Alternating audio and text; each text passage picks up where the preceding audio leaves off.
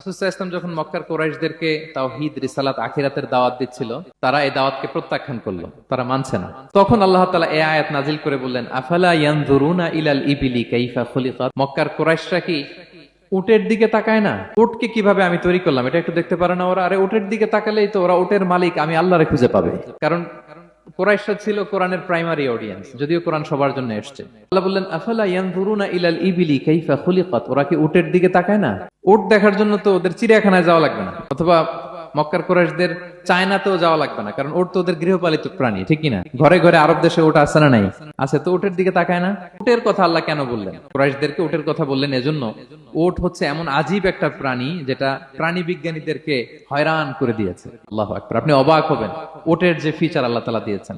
মক্কার লোকেরা উটের গোশত খাইতো, দুধ খাইতো, উটের চামড়া দিয়ে দ্য ফাইনেস্ট লেদার, দামি লেদার তারা বানাতো। উটের উপর মাল নিয়ে বোঝাই করে মরুভূমি এক প্রান্ত থেকে আরেক প্রান্তে পাড়ি দিত, নিজেরা উটের উপর রাইডিং করত।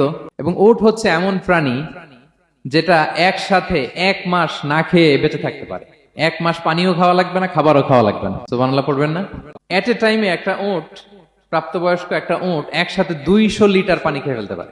এবং উটের পেটের ভিতরে একটা স্পেশাল ওয়াটার চেম্বার আছে, ওই চেম্বারে রেখে দেয়, খেয়ে ওইটারে পাঠায় দেয় না ওদের কিডনিতে। 200 লিটার পানি একবারে খেয়ে স্পেশাল চেম্বারে রেখে দেয়, যখন লাগবে ওইখান থেকে নিয়ে নিয়ে বেঁচে থাকে। 1 মাস না খেয়ে বেঁচে থাকে কি করে? উটের পিঠে দেখবেন একটা কুজ আছে, একটা উঁচু উটকে যদি কল্পনা করেন, উপরে একটা কুজ আছে না, এই পুরো কুজটা হচ্ছে চর্বির আধার। তো ওটের যখন খাবার থাকে না মরুভূমিতে, মাসের পর মাস যখন চলে, ওই চর্বি থেকে এনার্জি নিয়ে সে মরুভূমিতে চলে, সে না খেয়েও বাঁচতে পারে।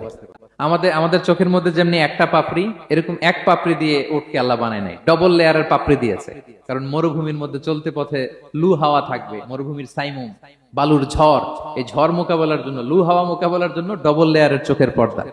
একটা পর্দা ফেলে রাখে আর একটা খুলে সে হাঁটতে থাকে, তার কিছুই হয় না। সুবহানাল্লাহ। আমাদের 98 ডিগ্রি ফারেনহাইটের স্বাভাবিক তাপমাত্রা, তাই না? 99 ডিগ্রি হলে আমাদের জ্বর, 100 ডিগ্রি হলে জ্বর, 101, 2 সর্বোচ্চ আমরা সহ্য করতে পারি। এর বেশি যদি হয়, 103 ডিগ্রি হলে বেহুশ হয়ে যায় মানুষ। 4 ডিগ্রি হলে আমাদের দেহের ভেতরে যে কোষগুলো আছে এগুলো মরে যায়। কিন্তু একটা উট মরুভূমির তাপমাত্রায় প্রতিদিন 104 ডিগ্রি 5 ডিগ্রি তাপমাত্রা সহ্য করে খুব স্বাভাবিক উট চলতে পারে, তার কিছুই হয় না। এবং মরুভূমির মধ্যে যে ক্যাকটাস আছে, গুলমলতা, বড় বড় কাঁটা জাতীয় গাছ, যেই কাঁটা পৃথিবীর কোনো প্রাণী খেতে পারবে না, কিন্তু একটা উট অনায়াসে খেয়ে ফেলতে পারে। উটের জিহ্বাকে এবং পাকস্থলীকে আল্লাহ এমন স্পেশালি মেড করেছেন, যত কাটা দিবেন খেয়ে সাবার, ওর কিছুই হয় না। সুবহানাল্লাহি বিহামদিহি। আল্লাহ বলে, আফালা ইয়ানজুরুনা ইলাল ইবিলি কাইফা খুলিকাত। ওরা কি উটের দিকে তাকায় না?